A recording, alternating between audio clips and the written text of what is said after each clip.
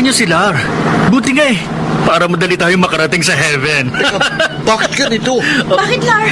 Ano nangyari? Ayaw kumagat ang preno natin!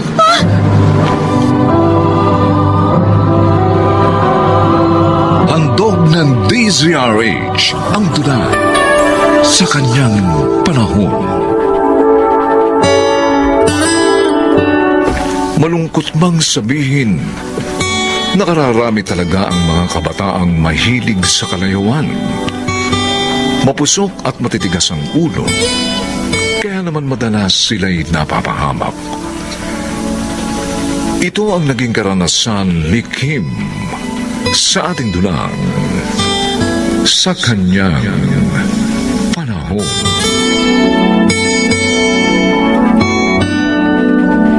Sinungaling ka! Inay! Ba't niyo ako sinampal? Dahil sa lahat ng ayaw ko, yun niloloko ko! Sabihin mo, nobyo mo na ang Lar na yun, di ba? Nay! Nakita ko akbay ka niya. Hinalikan ka pa niya sa pisngi. Bago kayo naghiwalay sa kanto. Natural lang naman po na magmahal ng tao. Nay! Aray ko! Nay! Kakalbuhin kita!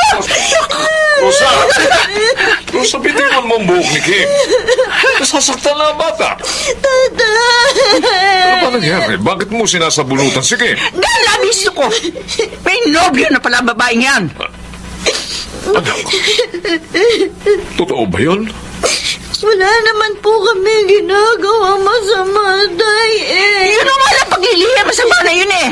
Ay di lalo na yung mga susunod yung gagawin. Anak, hindi naman kami tutol na magkanobyo ka. Pero sana lang, huwag mo na ngayon. Napakabata mo pa. Hindi mo pa nga tapos ang high school. Yan ay natupag mo. Ikaw layuan mo ang Lar na yon. Kung ayaw mo lalo masaktan sa akin. At ang pag-aaral mo nga sikasuhin mo.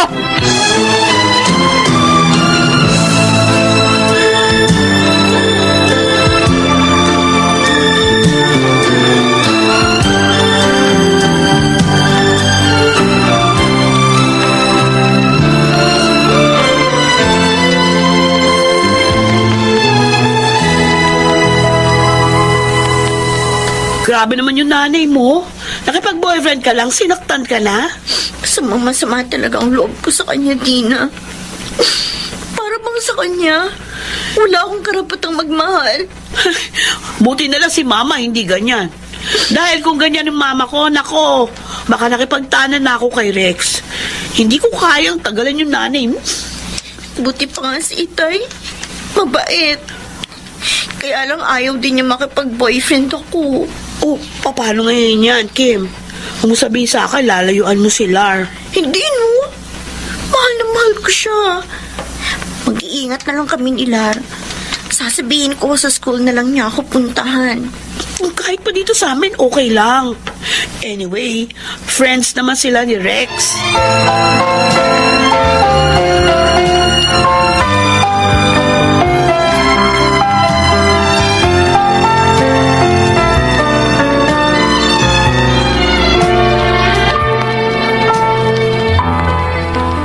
Hindi tayo pwedeng manood ng sine, Lar. Gagabihin ako ng gusto. Baka magalit na naman sa akin si Inay. Ano ba naman yan? Lagi na lang ba tayong ganito? Pagkakwentuhan na lang kina Dina? Pasensya ka na. Hindi raw. Kesa naman sa ilayo ko ng tuluyan sa'yo ni Inay. Pero sa Batangas, dapat sumama ka, ha? Batangas? Oo. Oh, hindi mo pa alam. Hindi pa. Ano ba yun? Pupunta sa isang resort sa Batangas si Rex at Dina. At niyayaya rin tayo. Sabi ko, okay tayo. Ano? Paano yun? Ano gagawin ko? E di sabihin mo, si Dina lang ang kasama mo. Pupunta kayo sa resort ng kamag-anak nila. O siguro naman, papayag na ang parents mo.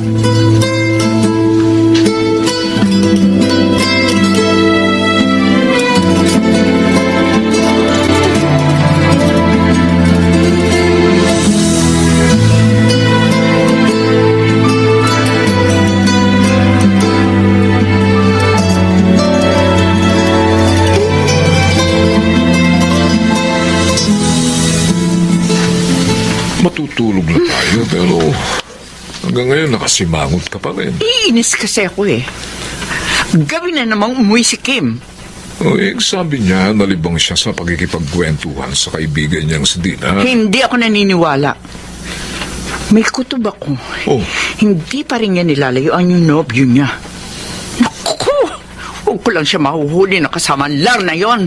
Tatamaan siya ng gusto sa akin. Rosa, hindi mo mapagbabago sa gulpi si Kim. Pinapangaralan naman natin siya, Pilo, pero hindi naman siya nakikinig. Rosa, ang... Nakipag-boyfriend pa rin siya ng maaga. Kaya kailangan masupil ang kalokohan niya bago pa siya mapahamak na tulad ko.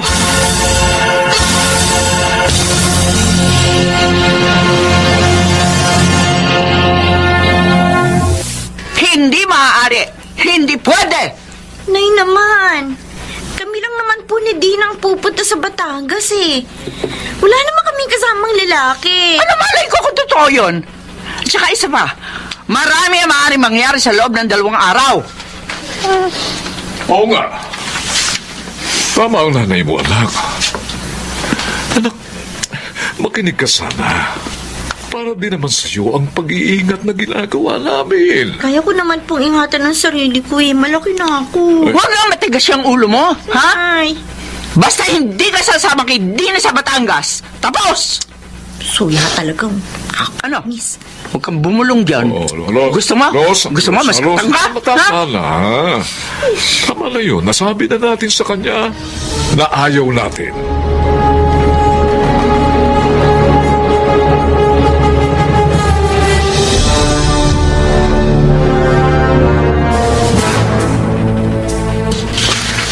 KJ naman ang parents mo, Kim. Oo nga. Nakakainis naman. Parang hindi naging bata. Paano ko makakasama niyan, Kim?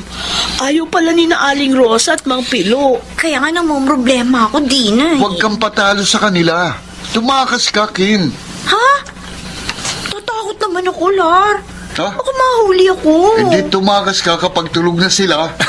Oh, Tama. Diba? Magalit man sila pag-gising nila, wala na silang magagawa.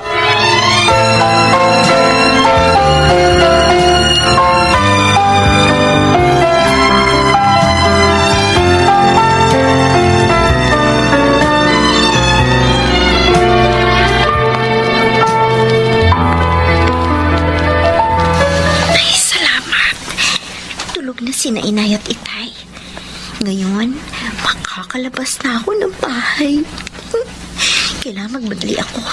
Hinihintay na ako ni Nalar sa may kanto. Tagal naman kasi bago makatulog si Inay. Para pag binabantayan ako. Hindi bale. Ang importante, makakalabas na ako. Makakaalis ako. Makakapagbakasyon ako sa Batangas ng 2 days. Bahala na magalit sila.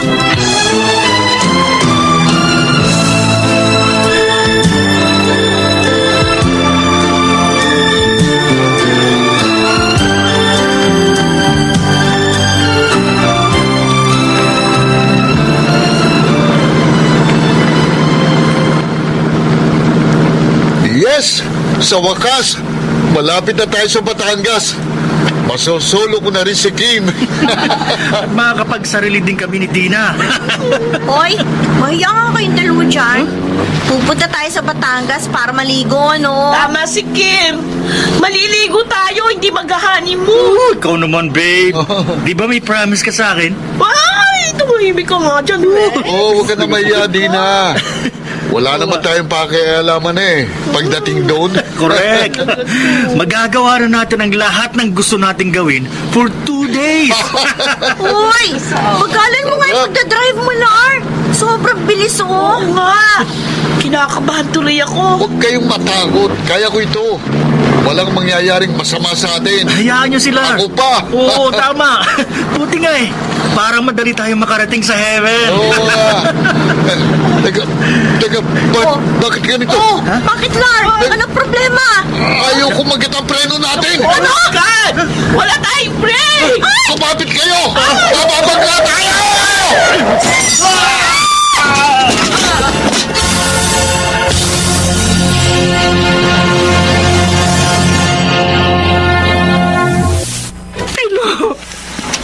Ano sabi ng doktor?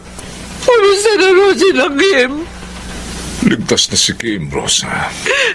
Kaya lang, Kaya lang may naging diferensya ba anak ko dahil sa disgrasyang yon? Sabihin mo, Pilo. wala. Pero ang tatlong kasama niya sa kotse, lahat namatay. Diyos ko, awawa naman sila. Halos hindi nga matanggap ng mga magulang ni Rex, Dina at Lar ang pangyayari. Salamat na lang at nakaligtas ang ating anak. Wala talaga ng Diyos kay Kim ang laganap. Dahil sa nangyaring ito, Pilo, palagay ko, dapat na nating sabihin kay Kim ang katotohanan.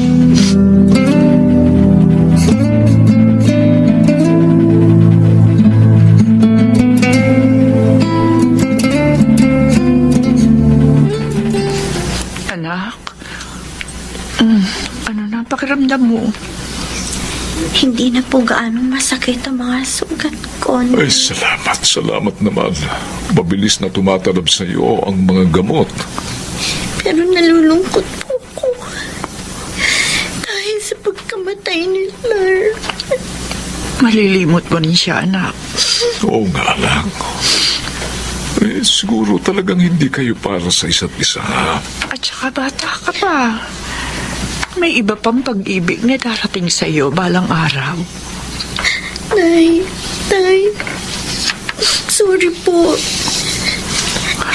Hindi po ako mapapasama sa disgrasyang yun kung hindi ako tumakas. Patawad po. Dahil sa katigasan ng ulo ko, muntik pa ako mamatay. Patawad din, anak, ha? Dahil na pagbubuhatan kita ng kamay. Kasi gusto lamang kitang ingatan. Napakahalaga mo sa amin. Mahal na mahal ka namin, anak. Ayaw namin mangyari sa'yo ang nangyari sa akin noon. Ano pong nangyari, Nay? Kim, bunga ka ng kapusokan ko nung araw. Hindi si Pilo ang tunay mong ama. Ano po? Tinalikuran ako ng iyong ama. At si Pilo, siya ang nagpuno sa lahat ng pagkukulang sa atin ng lalaking yun. Kaya pala, ayaw ninyong makipagnobyo ako na maaga. Oo, anak. Ayaw ko matulad ka sa akin. Gusto ko magkaroon ka ng isang magandang kinabukasan. Sorry po talaga, Inay. Itay, ngayon, higit ko na kayong nauunawaan. Ay, salamat naman, anak. Huwag mo na sana sayangin ang pangalawang buhay na ibinigay sa iyo ng Diyos.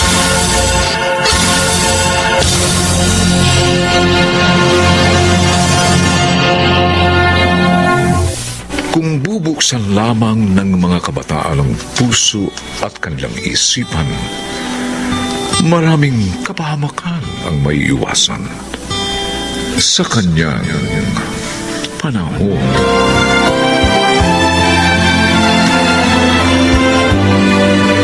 Mga nagsiganap, Chiquit del Carmen Amor, Rosana Villegas, Phil Cruz, Susan Robles, Maynard Landicho Jr. at ang inyong lingkod. Special Sound Effects, Jerry Mutian. Technical Supervision, Eric Lucero at Bong Muyar. Musical Scoring, Buboy Salong. Ang kasaysayang ito'y mula sa panulat ni Telma Corporal Alcantara. At sa pinagsamang direksyon ng inyong lingkod, June Martin Legaspi at Bobby Cruz. Sa kanyang panahon.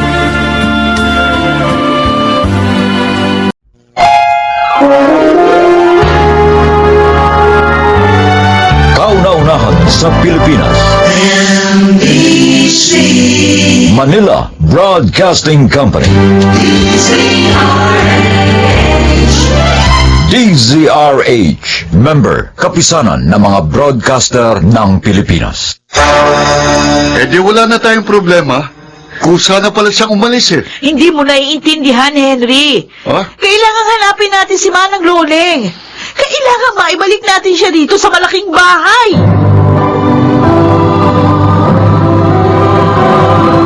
Handog ng DZRH ang tunay sa kanyang panahon. Nabubura nga ba ang mga alaala? Mga kaibigan, narito at ating pakinggan ang naging karanasan ni Loleng sa ating dunang sa kanyang panahon.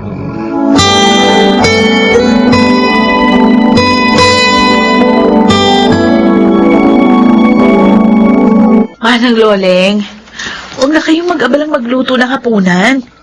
Sa labas na lang kami kakain ni na Henry at Benji. Aalis na ho kami. Ay, maluluto na itong pesang dalag, Mabel. Ah? Ay, alam mo ba? Sariwa ang mga dalag na ito. Tumatalon-talon pa ito nang biling ko kanina sa palengke. Para nga din huwag na kayong mapagod. Magpahinga na lang kayo. Ay, kaya ko pang magluto. Lahat ang gawain dito sa malaking bahay, kaya ko pang gawin. Ang mabuti pa, tawagin mo na si Henry at Benji. Ipaghahain ko na kayo. Napakasarap nitong pesang dalag na niluto ko para sa inyo. Ay, magsikain na kayo!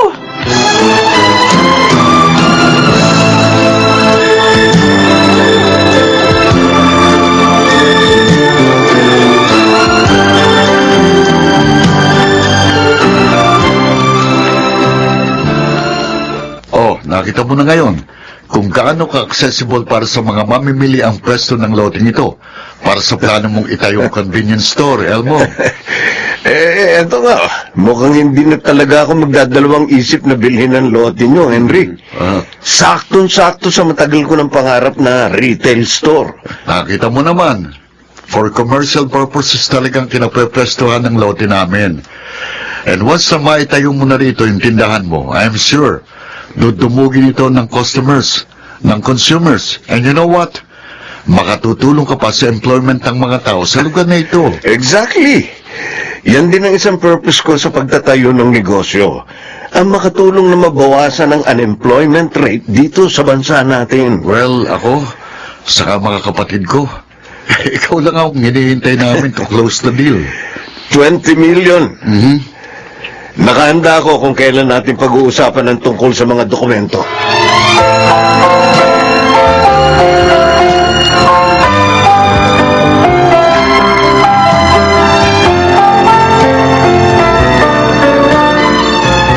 $20 million. Okay sa akin yun. Okay yung presyo na yan. Mahigit 6 na milyon na tayong tatlong magkakapatid niyan.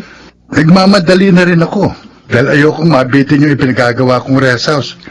Kaya wala nang problema sa party ko. O so tawagan mo na si Henry. Sabihin mo, pumapayag tayo sa 20 million pesos na tawad ng kaibigan niya si Elmo. Sabihin mo rin, nakahanda tayong ayusin ang deed of sale.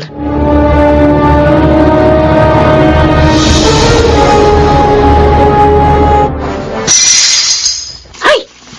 Ano yung malakas na ingay na yun na nanggaling sa kusina? Parang mga pinggang nabasag yun ah! Hindi kaya sa Manang Loleng na naman! Teka nga, maiwan ko nga muna itong mga labahin ko. Baka kung ano na naman ang nangyari sa matandang yun ah! Babet! Ay, Babet! ay Diyos ko! Manang Loleng! Ano nangyari sa inyo? Bakit puro dugo ang mga kamay nyo?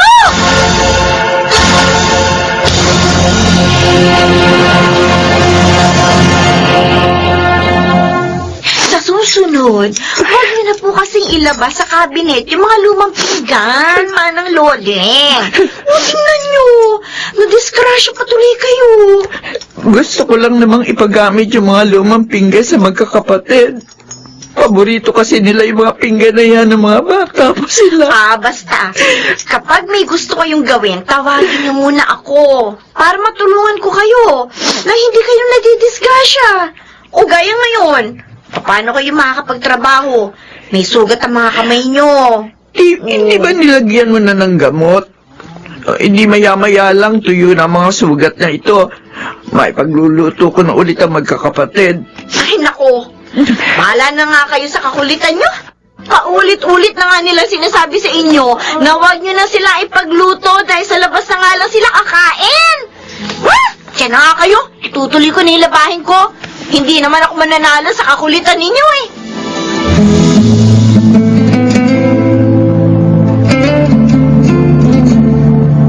Plano tayo ng plano sa pagbebenta ng bahay at lote. Paano nga pala si Manang Loling? Bakit mo pa problemahin si Manang Loling? Dapat nga pagkamatay ni Mama, umuwi na siya sa pamilya niya. Dahil wala na nga siyang pagsisilbihan dito. Oo nga, wala nga siyang pamilya. Tumandang dalaga na nga siya sa pagsisilbi mula kay Mama hanggang sa atin, di ba? Imposible namang wala siya kahit isang kamag-anak na mauuwian. Ganito, ang mabuti pa, pagkatapos ng bayaran sa bentahan ng lupa, bigyan na lang natin siya ng pera. Bahala na siya kung saan siya pupunta. O magkano naman ang ibibigay natin sa kanya? 20,000. Pwede. Malaking tulong na yun sa kanya.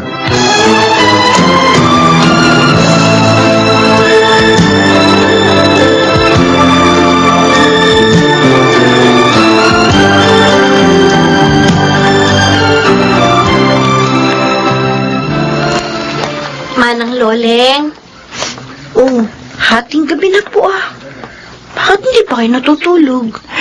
Wala kasi nang marinig ko ang pag-uusap ng magkakapatid tungkol sa pagbebenta sa bahay at lote na ito. Nagulo na isip ko. Ay, kaya nga po pala ako sumilip dito sa kwarto niyo ngayon para magpaalam na rin po sa inyo. Manang Loleng, may bago na po akong malilipatan bilang kasambahay. O kayo po, saan kayo pupunta? Ewan ko. Hindi ko alam. Kasi nga, malaking bahay lang na ito ang tirahan ko. 15 taon pa lang ako, nandito na ako. Nagsisilbi na ako rito. Mula pa sa mga magulang nila, hanggang sa kanilang ang magkakapatid. Ang dinig ko po sa bagong magmamay-ari nitong lupa, ipagigiba raw po kaagad ng malaking bahay para maumpisahan agad yung ipatatayo nilang convenience store. Ako, alam mo, sa malaking bahay na ito na buo, ang maraming alaala ng aking nakaraan. May masasaya, may malulungkot, mayroon ding masasakit. Pero para sa akin, mahalagang alaala ang lahat ng iyon. Mahalagang alaala na bigla na lang mabubura ngayon. Henry! Benji! Si Manang Luling! Wala raw sa kwarto niya, sabi ni Babit. Pati yung balutan niya ng mga damit. Ha? Wala na rin doon. Di wala na tayong problema. Kung sana pala siyang umalis Hindi mo naiintindihan, Henry. Kailangan hanapin natin si Manang Loling. Kailangan maibalik natin siya rito sa malaking bahay. What? Nagbibiro ka ba, Mabel? Ulitin mo nga yung sinabi mo.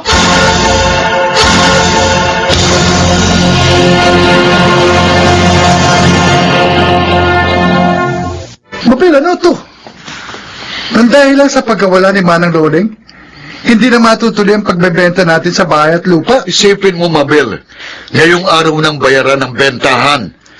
Paano ko sasabihin kay Elmo na umatras tayo? Anong mukhang iharap ko rin sa tao? Narinig niya kagabi ang pag-uusap natin tungkol sa lupa. O ano ngayon? Nakita ko siyang tumalikod, umiiyak. Ha? Alam ko nasaktan siya sa mga narinig niya. Kaya nga siya umalis Dahil nasaktan siya. Kaya hayaan na natin siya, okay? Hindi niyo ba natatanong sa mga sarili niyo? Mula nung makatapos tayo ng pag-aaral, na magkatrabaho tayo, nang magkanya-kanya na tayo ng buhay dahil nagkaroon na tayo ng kanya-kanya rin pamilya, ngayon lang tayo muling tumuntong sa bahay na ito. Na ang intensyon pa natin, ibenta. Nung mamatay ang papa, nung mamatay rin si mama, hindi natin nakuha ang silipin ng mga labi nila. Dahil pare-pareho tayong abala sa mga bagay na pinili nating mas mahalaga kaysa sa kanila. Dahil hindi ganun kadali ang muwi rito mula sa Amerika. Oo. Ako, nasa kalagitnaan ako ng business seminar ko sa Singapore ang mga panahon yun. Kaya paano ako makakauwi? Pero si Manang Loleng, hanggang sa huling sandali ni na Mama at Papa, hindi niya iniwan ang ating mga magulang. Siya ang nagpuno sa mga pagkukulang natin sa kanila. Siya ang nagpadama ng pagmamahal kina Mama at Papa na dapat sa ating mga anak nila manggagaling yun. Pero kailanman hindi natin nagawa.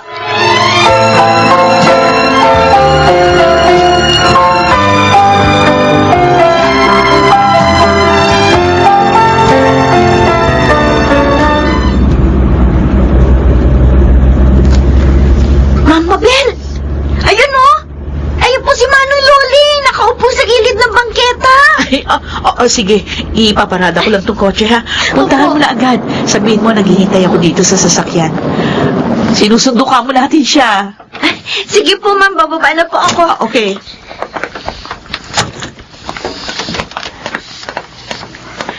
Babet? Manong Loling! Tara na pong umuwi sa malaking bahay. Teka, hindi ba kayo nabayaran sa bentahan ng bahay at lupa ng magkakapatid? Bakit pa ako uuwi roon? At saka ikaw rin, bakit pa tayo uuwi doon? Hindi na po ibebenta ni na Mama Bel ang bahay at lupa, Manong Loling. Ha? Ang totoo po, ayun po sa kotse niya si Ma'am O. Hinihintay na po tayo. Talagang hinanap po namin kayo. Kaya tara na po. Hindi pa rin ako makapaniwala sa mga sinasabi mo, Babet. At ano niyo po ba, Manong Loling? Magkakasama pa rin po tayo sa malaking bahay. Suswelduhan po nila ako para alagaan po kayo. Ay, opo! Totoo po yung narinig nyo. Kinuha po ako ni Mama Bel bilang tagapag-alaga ninyo. Talaga ba, Babet? Opo! Hindi ba ako nananaginip lang sa mga naririnig ko? Hindi po. Totoo ba lahat yung mga sinasabi mo?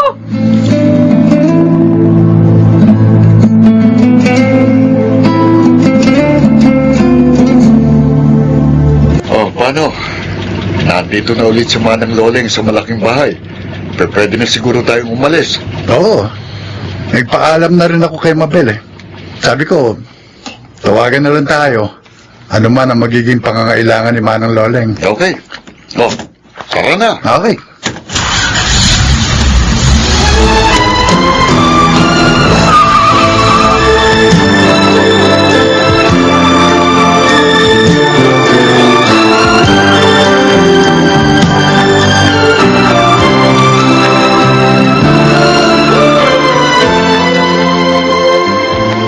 Babet, ano ba? Hindi mo ba ako nakikita? Ako na ito dinidinigan mo eh. Paliligo rin naman kayo mamaya. Ano ba? Kaya talaga paliliguan ko na rin kayo. Babet, sabi huwag mo akong basahin. Giniginawa ko. Ano ka mabata ka? Sabi, ay! Ano ba?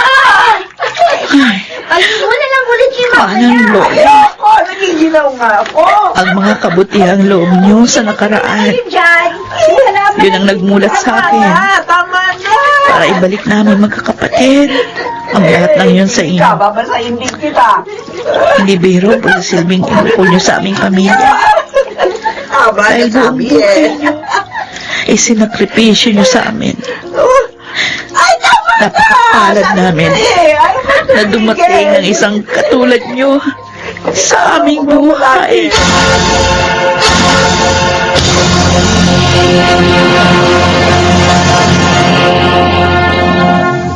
Katangi-tangi ang simpleng pagpapahalagang maibabalik sa nagawang kabutihan ng kapwa. Kung saan, batid din natin kung kanino nagmumula ang mga biyayang ating tinatamasa upang ibahagi sa iba sa kanyang panahon.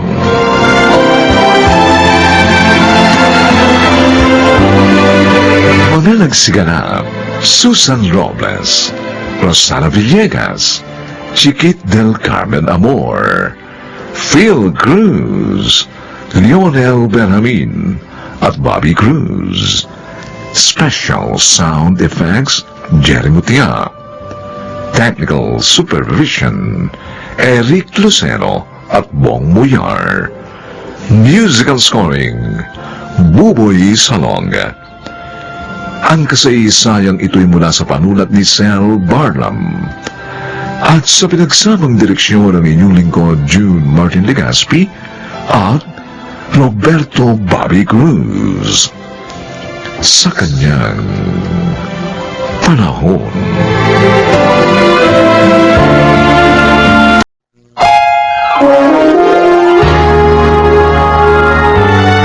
Kauna-unahan sa Pilipinas. Manila Broadcasting Company. DZRH, member, kapisanan ng mga broadcaster ng Pilipinas. Talagang tatapusin ko na siya. Pag hindi siya nakinig sa akin. Ang kapal ng mukha niya. Sa anak ba natin nanligaw? At ito naman si Sheila, nagpabola. Handog ng DZRH ang dulang sa kanyang panahon. Ang taong mapagmataas, kapag bumagsak ay lagapak.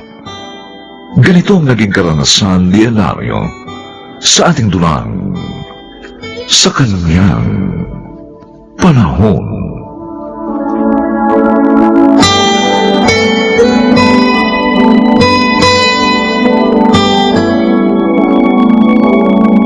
Lumabang ka! Tama na po, sir. Hindi po ako lalaban sa inyo. Magulang kayo ng babaeng mahal ko. Gago! Sir! Manloloko ka! Akala mo maniniwala ako sa mga drama mo? Hindi po ako nanuloko, sir. Dapat po't malinis ang damdamin ko kay Sheila. Hindi ka matitigil? Sir! Sir! Ayoko nang makita pa mukha mo, oportunista! Lumayan mo si Sheila! Kung gusto mong umaba pa ang buhay mo! Sir! Turuan mo pa ng leksyon ng lalaking ito bago natin iwan dito!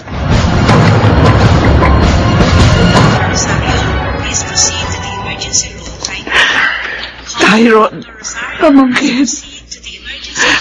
Kumusta na pakiramdam mo? Masakit pa pong katawan ko. Sabi lang. Wala kang malay na makita ka na isang tricycle driver na kapitbahay natin. Matindi ang pambubugbog na ginawa sa'yo. Si Sir Hilario at ang tauhan niyang si Ogot, sila pong bumugbog sa akin. Bakit? Nalaman na ba niya tungkol sa inyo ni Sheila? Opo, Chang. At pinalayas na ako kagad at binugbog. Ito na nga ba ang sinasabi ko? Sana kasi noon pa. Iniwasan mo na ang babaeng yun. Nagmamahalan po kami. At balak nga na po namin magpakasal na eh. Imposible ang gusto nyo. Baka ipapatay ka ng kanyang daddy. Napakasama ng ugali ni Sir Hilario. Kahit nga kaming mga tauhan niya, galit sa kanya. Pero, Chang, may dapat na ho akong panagutan kay Sheila.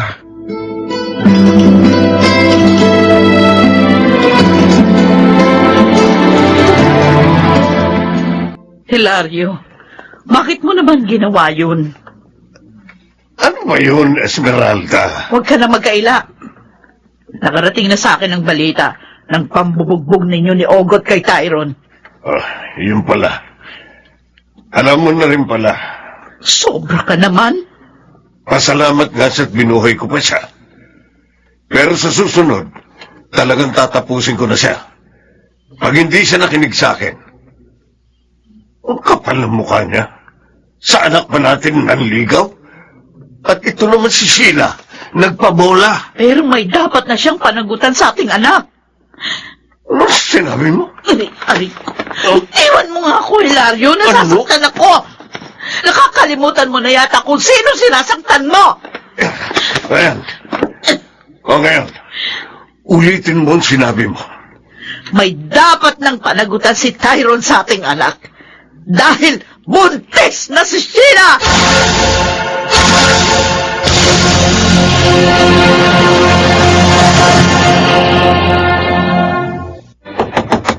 Sila!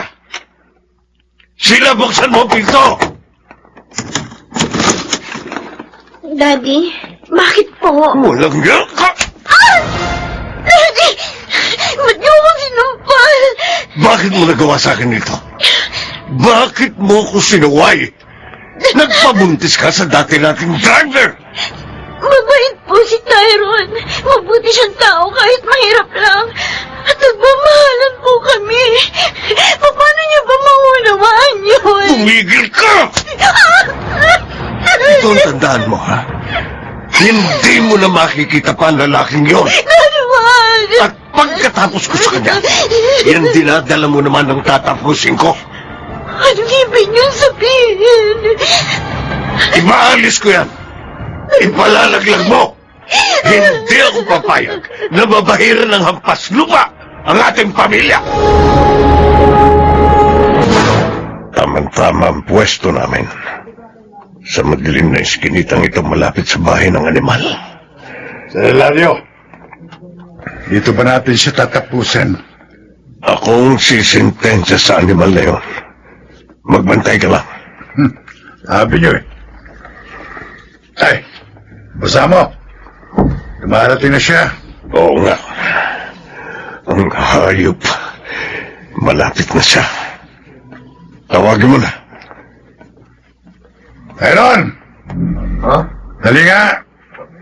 Ogot? Sir Hilario? Bakit niyo ko inaabangan dito? Para maningil sa paglapastangan mo sa anak ko, walang yaka. Ha? Hudas ka. Binuntis mo pa ang anak ko. Nagkaranda po akong pakasalan siya, sir. Gago! Hindi ako bobo para tanggapin kang manugang. Ang dapat sa'yo, tapusin na. Ha? Baril. May baril kayo. Oo. At ito ang tatapos sa'yo.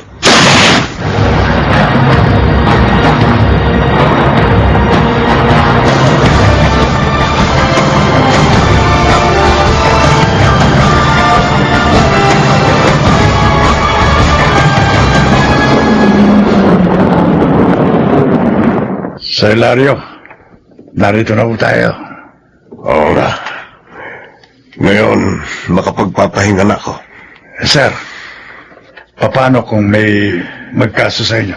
Huwag mong intindihin yun. Kaya kong bayaran ng mga pulis na yun. Sige na. Buksan mo na itong pinto nitong kotse. Apo.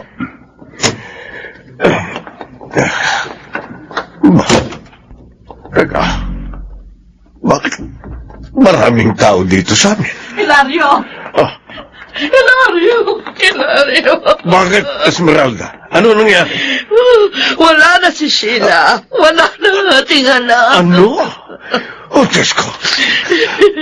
Oh, my God. Anong nangyari yun? Nung umalis ka, agad siyang nagtungo sa kwarto natin. Kinuha niya ang isa mo pang barel na nakatago. At sa kanya pinaputukan ang kanyang sarili. God! Ang anak ko. Sheila!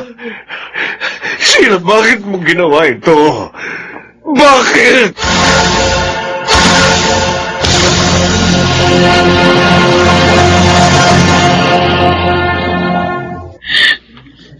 Hilario. Esmeralda, kumusta ang lakad mo? Nalaman mo ba kung saan dinala si Tyron? Oo. Saan? Saan napuntahan mo agad? Ayoko makulong. Nasa punerarya na si Tyron. Bakit? Bakit nasa punerarya siya? Wala na siya. Hindi siya nakaligtas sa iyong barel. Hindi. Hindi. Hindi mo rin sila napaghiwalay. Magkasama na sila ngayon.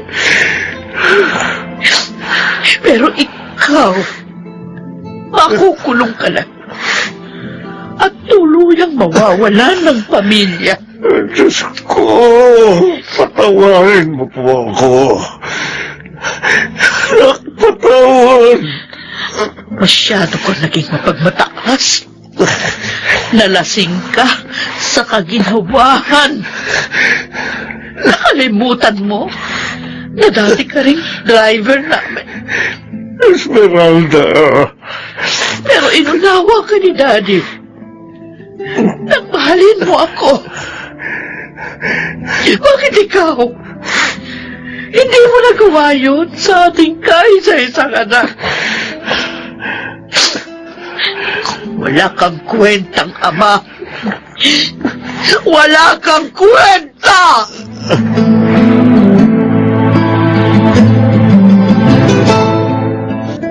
Menang,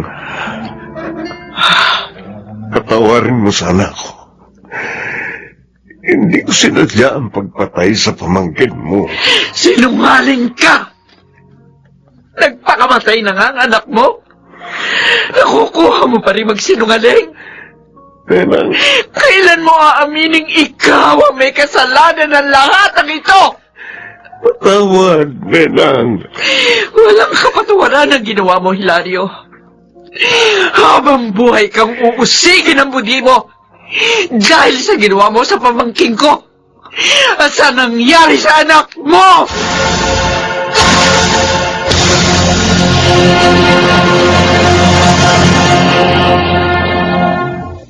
Higit pa ring mapalad ang dukhang mabuti ang ugali kaysa sa mayaman sa kanyang panahon.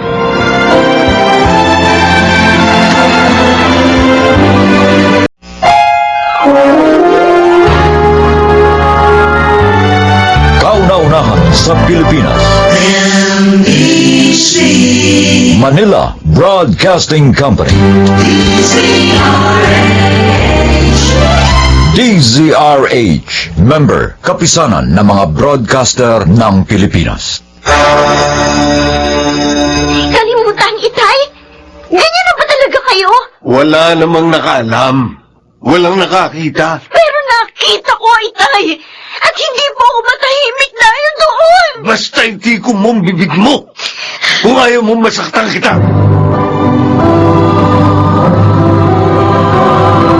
Handog ng DZRH ang tula sa kanyang panahon. May mga taong kinaiinisan at pinagtatawanan ang pagiging maingat ng kanilang kapwa. Para sa kanila, nagiging sanhi iyon ng kabagalan. Mga kaibigan, pakinggan natin ang naging karanasan ni Demetrio sa ating dulang sa kanyang panahon.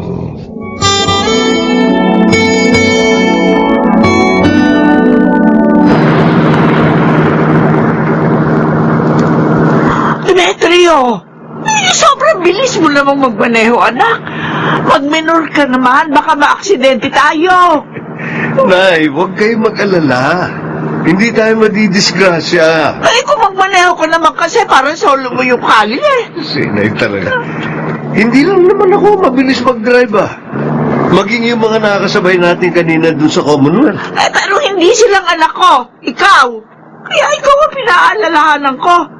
Malapit sa disgrasya, tumatakbo ng matulin, anak. Nay, ihahatid ko kayo sa kaibigan nyo. And then papasok ako sa opisina. Kaya natural lang na magmadali ako. Ginto ang oras, Nay.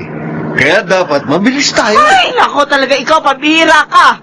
Kung alam ko lang na ganyan ang katwiran mo, nag-tricycle na lamang sana ako. Eh, para akong mamamatay sa nervous diyan sa ginagawa mo eh. Oo, sige. O, ayan o. Nagminor na ako. Kumalma na kayo.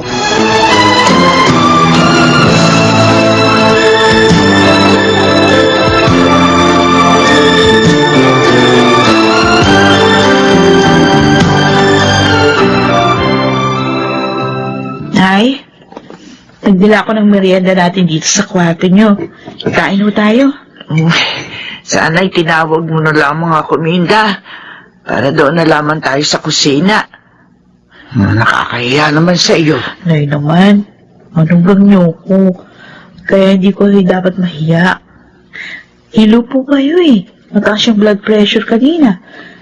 Kaya nga hindi ko na nga kayo pinakilos. Ay, paano ba naman? Ninervyos ako ng gusto sa asawa mo. Ay, kasero pala yung anak ko. Hindi nga pala kayo nakakasakay sa sasakyan niya. Kaya hindi nyo alam. Matagal na kung ganun yung anak nyo. Ano? Ay, buti hindi siya na-aksidente. O kaya nakaka-aksidente. Tingin ko kaya mayabang yun. Dahil hindi pa niya nararanasan alin mo sa sinabi nyo. Ay, pero hindi sa lahat ng panahon lagi siya makaiiwas. Kaya mas mainam pa rin ang mag-ingat. Lagi ko naman ho siyang pinaalalahanan. Naku, magtalo lang kami nung...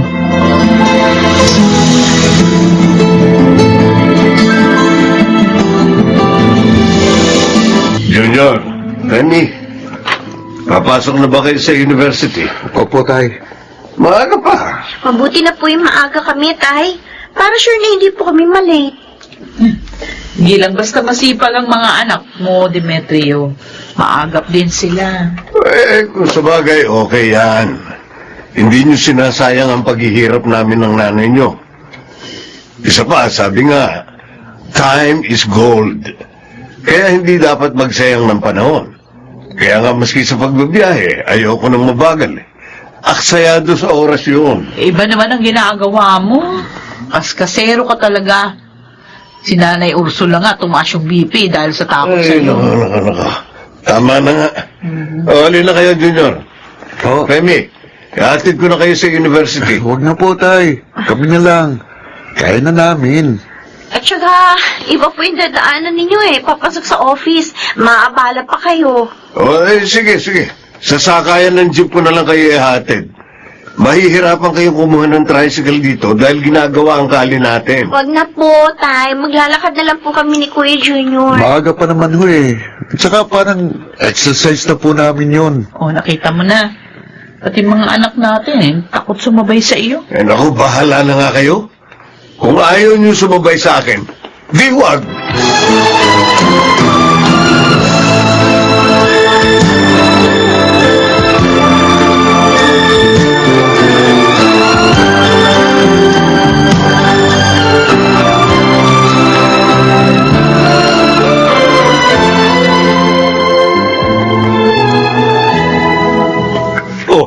Ba't ngayon ka lang, Gaspar?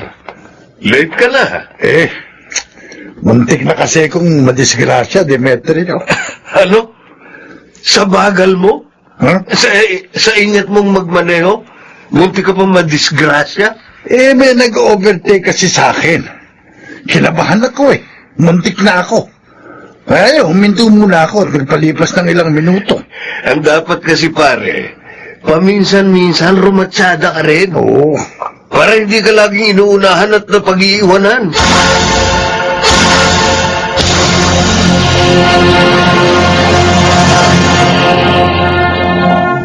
Ano ba yan? Ang tagal naman tumigil ng ulan. Siguradong mahihirapan akong sumakay ngayon. Kailangan pa naman makauwi na ako.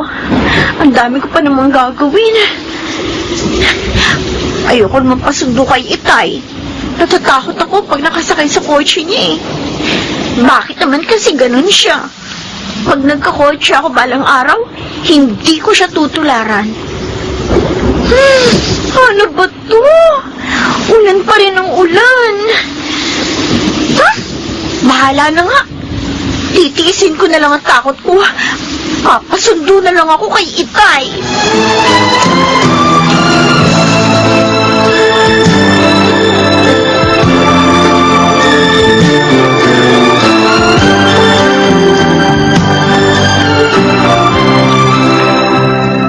Linda, may sakit ba sina Demetrio at Femi?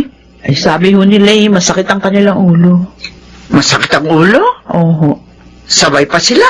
Oo. Wala, bakit hindi sila uminom ng gamot? Pareho hong ayaw minom. Ang sabi, mawawala din naman daw yung nararamdaman nila. 2 araw na silang ganyan. Ay, Minda, hindi kaya may ibang dahilan yan? Ano naman po kaya ang ibang dahilan? Ay, kausapin mo sila. Kung hindi man magsabi sa'yo ang aking anak, Jack, ang aking apo magtatapat. Mabait na bata si Femi. At hindi siya sinungaling.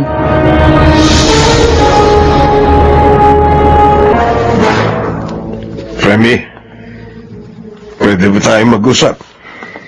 Ano yan, Tay? Sabi mo sa akin, ipinagtapat mo ba sa kanila ang nangyari nung isang araw? Sabi niyo huwag sabihin. Kaya nananahimik ako. Mabuti. Kalimutan mo na yan, anak. Kalimutan, Tay? Ganyan na ba talaga kayo? Wala naman nakaalam. Walang nakakita. Pero nakita ko yun, Tay! At hindi pa ako matahimik dahil doon. Para lagi ko nakikita ang nakagawa. Tama na. Basta itikom mo ang bibig mo kung ayaw mong masaktan kita.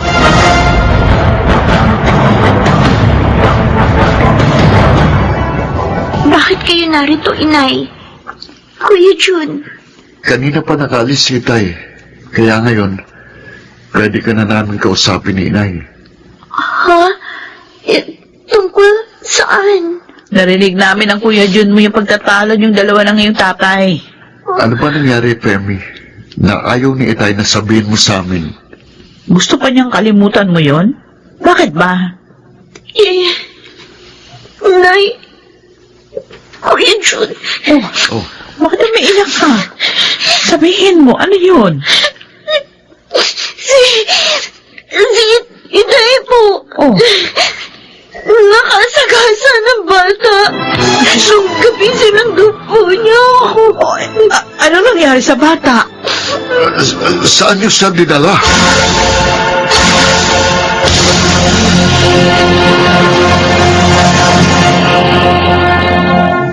Dumating ako, wala kayong lahat dito sa bahay. Wala rin luto pagkain.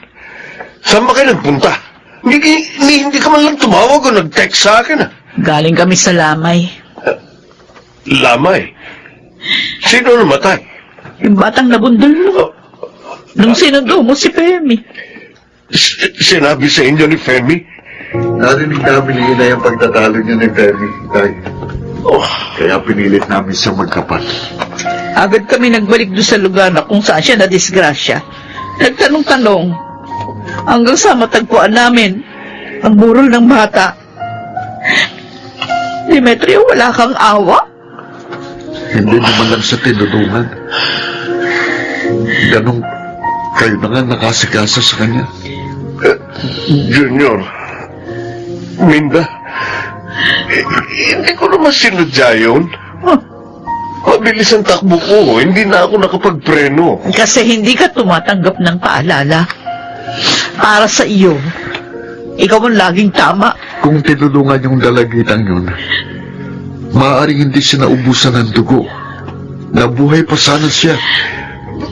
Patawarin niyo ako. Hindi ko rin gusto nangyari. Napapatawad ka lang namin kung haharapin mo ang kasalanan mo. Minda, Mahirap lang ang pamilya ni na Jane. Ang dalagitang nabundol niyo. Na-stroke pa ang tatay niya. Sarili niyo pa rin bang iisipin niyo? Hindi ba kayo maaawa?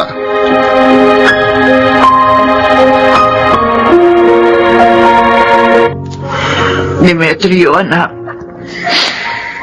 O ano, kumusta ka na dito? maayos naman po ang trato sa akin dito. Nay, nakausap na ba ni Minda ang pamilya ni Jane? Yung dalagitang nabundol ko. Pinuntahan na ng iyong mag-ina.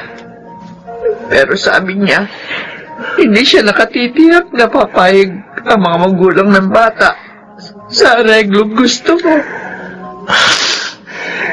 Nagsisisi po ako sa ginawa ko, Nay.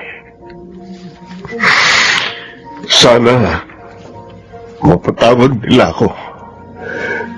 At patawarin niyo rin ako sa hindi ko pakikinig sa inyo.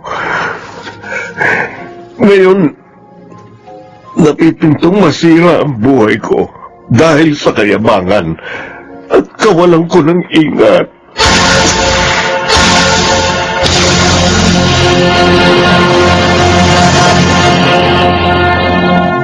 Bagamat may kaunting hirap, mas mainam pa rin ang maging maingat.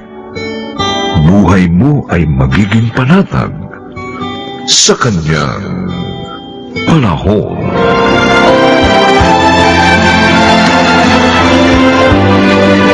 Mga nagsigana, Lionel Benjamin, Rosana Villegas, Susan Robles, Phil Cruz, Chiquit del Carmen Amor, at Bobby Cruz.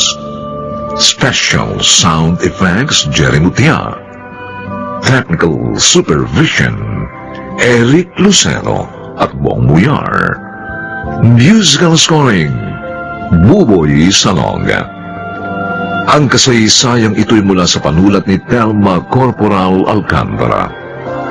At sa pinagsamang direksyon ng inyong lingkod, June Martin Legaspi at Bobby Cruz.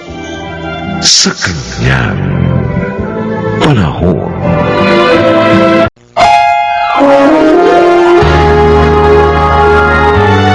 Kauna-unahan sa Pilipinas. Manila Broadcasting Company. DZRH, member, kapisanan ng mga broadcaster ng Pilipinas. Ang dami mo pang satsat. Wala ka rin magagawa. Dahil pumayag na akong dalhin dito mga epektos. Tapos! Ay, naku, magkakasubukan tayo, Aldo. Dahil kapag pinagpilitan mo, ako mismo magsusumbong sa mga pulis.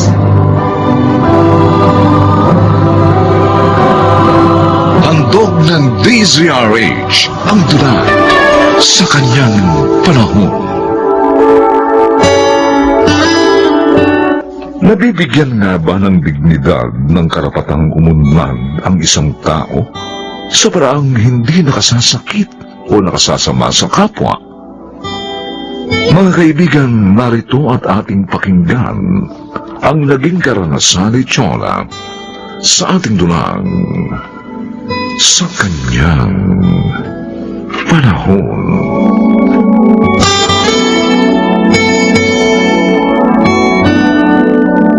Oh, Jonah. Bukas, birthday ni Ateng. Munta ka ron, ha? Tumulong ka sa pagluluto ng mga ihanda niya. Baka nga sa mga oras na ito, hindi na yun maganda tuto sa pag-asikaso. Tatapusin ko muna yung wedding souvenir items in order sa akin. I-deadline yun eh. Tapos tsaka ako sisilip dun. Sisilip ka lang? Oo. Hindi ka tutulong? Oh. Bakit ba taon-taon na lang?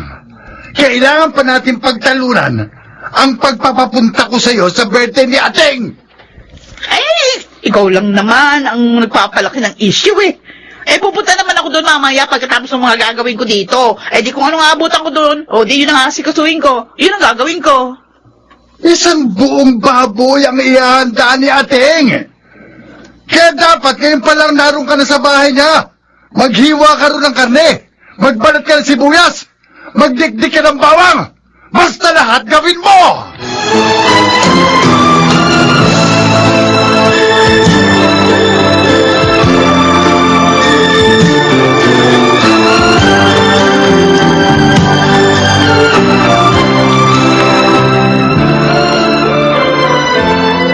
Anong sabi mo, Elsa?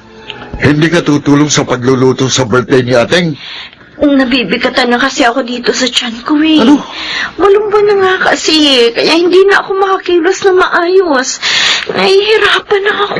Kahit ba maghugas ka lang doon ng mga pinaglutuan, magwalis-walis, maglampaso, hindi naman mabigat na gawain yun. Sige, bahala na. Anong bahala na? Ikukondisyon ko muna tong katawan ko. Ano ka ba? Panay na ang text ni Ateng. Kaya ihahatid na kita ron ngayon. Ano? Gusto mo pa bang sugurin niya tayo rito at dakdakan? Ika na! Masasama yung pakiramdam mo kapag inihiga mo ng inihiga.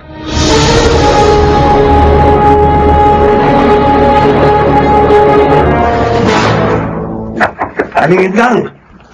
Alingandang! Boses ni Dory yung naririnig ko Maaga ba siya makikikain? Alingandang! Hindi wala pa nga ako na iluluto sa mga handa ko. Bakit anong oras na? Hindi pa rin pumupunta rito si Nachon at Elsa. Kinagalit na naman ba ako ng mga babaeng to? Napagbuksan nga ng pinto tong si Doro.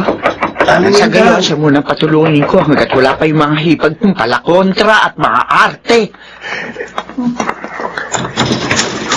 Aling Enda, may dala ho akong mga item. Pero iiwan ko muna rito sa inyo dahil nahabol ako ng pulis. Ay, hoy! Ay, sandali! Birthday ko ngayon, hindi ko maasikaso ang mga ito. Basta kayo na ho ang bahala sa mga yan. Ano? Saka na tayo magbayaran. Tatawagan ko na lang ho kayo. Kailangan ko na umalis para mailigaw ko yung pulis na umahabol sa akin.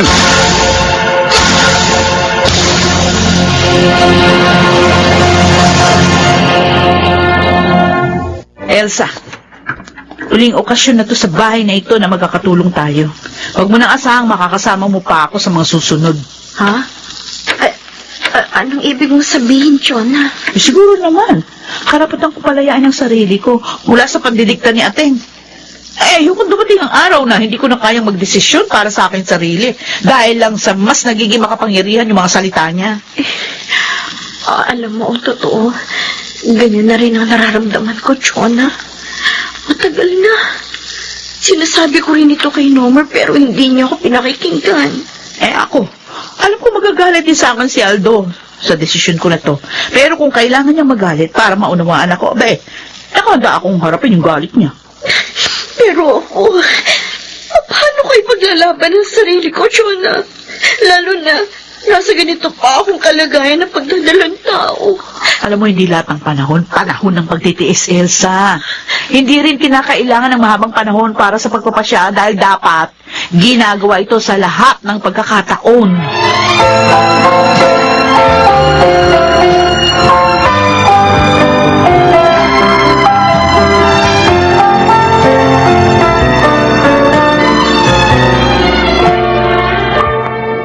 Ano ikaw mo, Doro? Ihanap ko muna ng pansamantalang paglalagakan itong mga paninda ko? Mainit ho kasi ngayon ang mga pulis, Aling Endang. Baka matunto na dito ko dinadala sa inyo mga nasasalisi kong paninda. Ayoko naman kayo madamay dahil kapag nahulihan kayo kahit isang nakaw na paninda lang na may tag price, makukulong kayo. Abala ko! Ay, hindi naman yata tama mangyari yun. Ay, Doro, malaki na ang kapital na pinakawalan ko rito sa mga pektos mo. Kaya nga ho, bago mabulilyaso, yung mga illegal na paninda na yan, ihanap nyo na ng mapaglilipatan.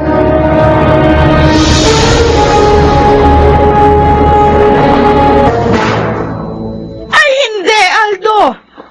Ayoko dito ilagak ni ating yung kanyang mga iligal na paninda. Hindi ako papayag. Huwag kang hysterical, Chona. Pansamantala lang naman eh. Hanggat may nag-iikot ng mga pulis sa lugar nila. O paano kung sa pagitan ng pansamantalang sinasabi mo, matiktikan dito ng mga pulis yung mga paninda niya? Masyado ka kasing negatibo eh. Ang liit-liit na bagay. Masyado mong pinalalaki. Oy, hindi maliit na bagay yung pagtatago ng mga nakaw, ha? At saka hanggang kailan ba tayo dadami ng kapatid mo sa mga maling disposisyon niya sa buhay? Ang dami mo pang satsat. Wala ka rin magagawa dahil pumayag na akong dalhin dito ang mga epektos. Tapos! Ay, magkakasubukan tayo. Dahil kapag pinagpilitan mo yan, ako mismo magsusumbong sa mga pulis!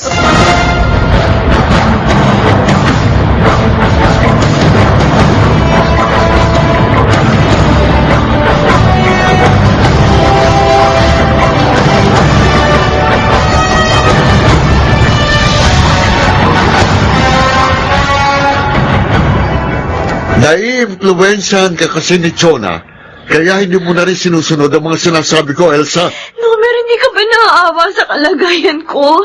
Kabuhanan ko na. Kung magkaroon ng raid dito dahil sa mga paninda ni Ateng at kasama ako madampot ng mga pulis, paano na? Puro ka raid! Diyan ka na nga, visit ka!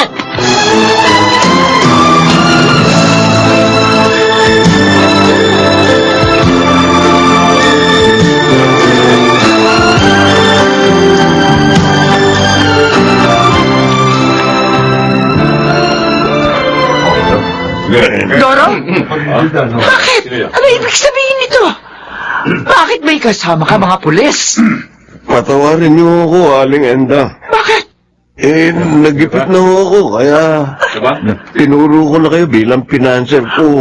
Pasensya na ho, Mrs. ha? Pero kailangan niyo hong sumama sa amin sa presinto para magpaliwanag kasama ng taong to.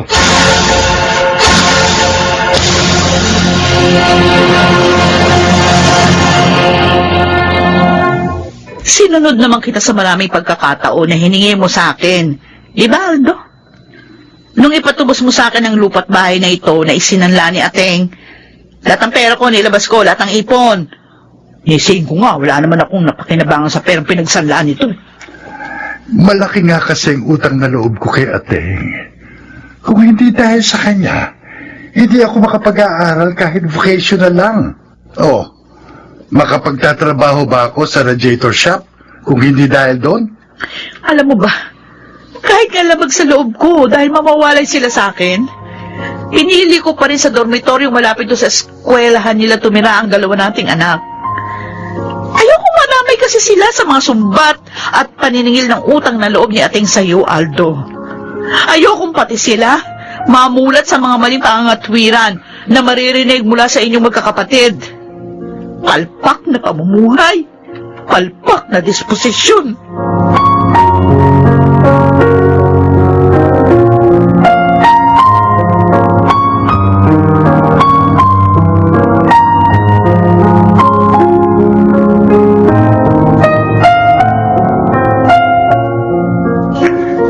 Mabuti na lang pala, Ateng. At maliit na halaga na lang yung kabuuang mga nakuwang paninda sa'yo ng mga pulis. Na lang ang kinumpiskan nila, saka pinakawalan ka na. Kung tutuusin, si Doro naman talagang makukulong. Dahil nahuli siyang sinasalisya ng isang sakong ladies wear sa isang mall sa Divisoria. Naibenta ko na nga kasi ang karamihan sa mga epektos. Pero dahil sa nangyari ito, ayoko na ng ganong klaseng hanap buhay. Pati kayo, muntik pang madamay.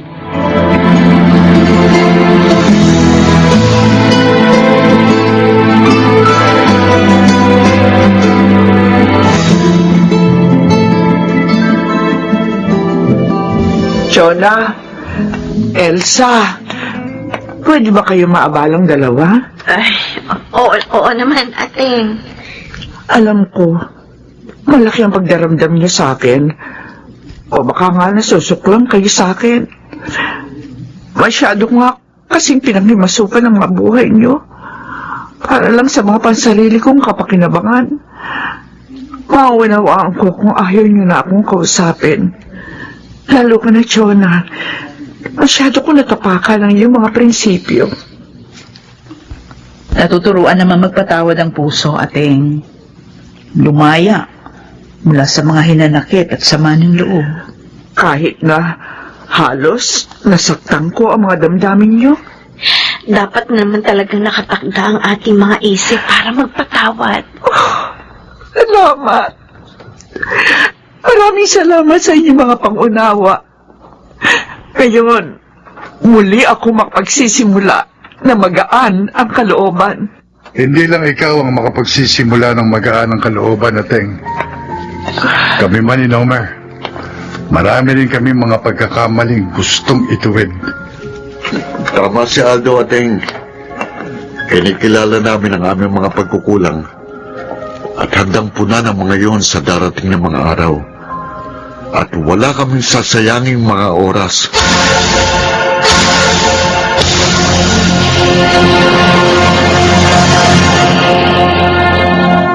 Hanggat nabubuhay ang isang tao, karapatan niyang madama ang pagpapahalaga sa kanyang dignidad at patuloy na pagsasaalang-alang sa lahat ng makabubuti sa kanya sa kanyang panahon.